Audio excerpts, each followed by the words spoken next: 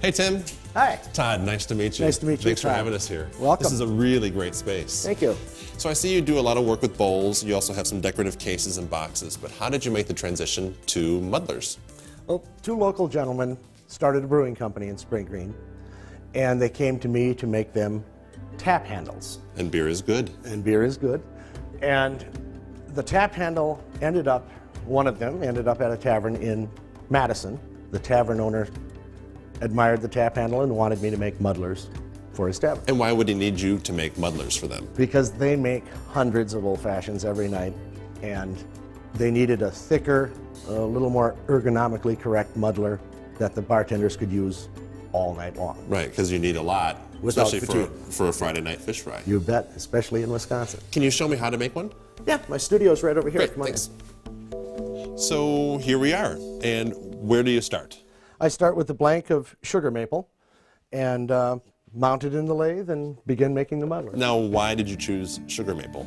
Actually, they chose sugar maple. When they first contacted me, I made a variety of different colors, grain patterns, shapes, and sizes so the bartenders could try them out, find out not only what shape worked the best, but what wood would work the best. They chose maple because it was the Wisconsin state tree, and it's very durable, stands up to repeated muddlings. Well, let's get started.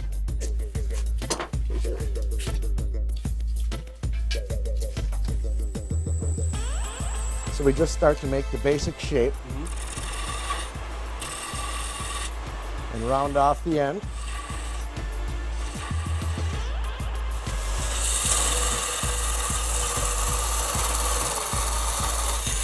So they like the top as large a diameter as it can be. It just fits easier in the hand and less fatigue. Right. So once we have the basic shape, we taper down. They like a little larger end on the bottom so they can get the fruit and sugar and everything in there.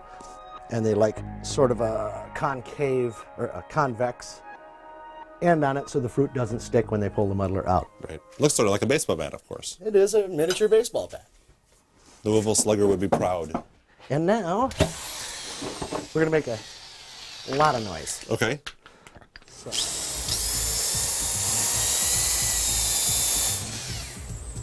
That's a muddler. So that was the rough sanding. We would sand with progressively finer grits of sandpaper, make it nice and smooth. And now all we need to do is finish it with mineral oil. Mineral oil will seal up the wood. It's a nice non-toxic finish so that it can be used for food contact. And after we wipe it off, that's our finished muddler. This is the fun part. No, the fun part is going to see it in action. Yes, let's do that.